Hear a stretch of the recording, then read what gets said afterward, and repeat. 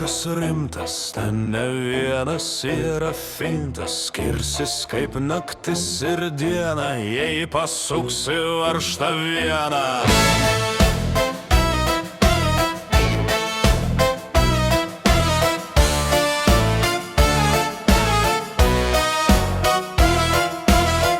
Bandysiu čia apgauti, pakabą reik aptarnauti, tepalus laiku pakeisti, kol nepradeda dar leisti. Ir žmonių, kurie tai žino, ir balvonus pamokino, va pavyko sužinoti, kaip prie laudo reguliuoti.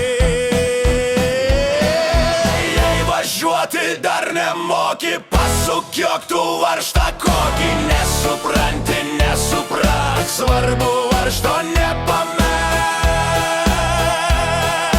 Jei spyruoklę tu suspausi, tai kiekvieną duobę jausi, bus geriau važiuot asfaltu, bet ne šunkeliu išmaltu.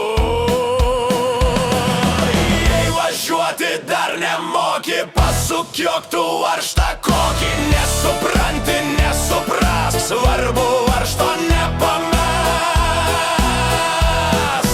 Jei patinka žvyras ponui, tai atlaisvink, būk malonus, jei planuoji maut per balą, bus geriau nuleisi galą. Jeigu norisi važiuoti, tai turėtumei žinoti, viską lemia ne varžtelis, apšiktos žolės plotelis.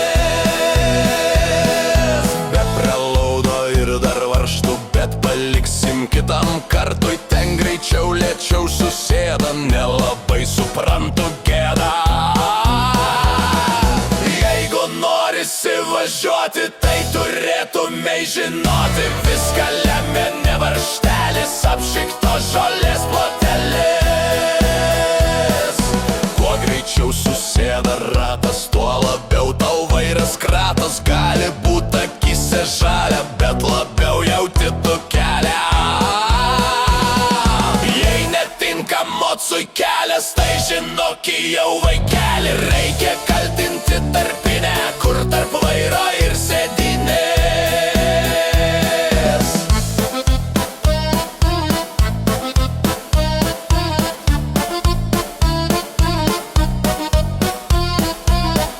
Gal greičiau sugrįžta, tuo labiau tau kelias tyžta, mocas plaukia kaip per košę, tu sau sėdi atsilošęs.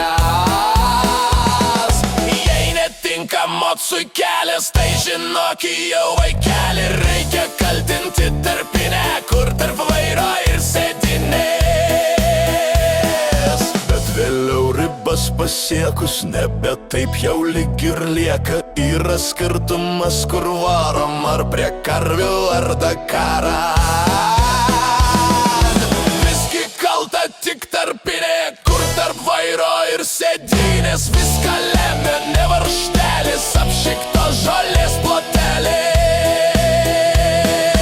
Nors atrodo sudėtinga, mokykis, kol dar nesninga.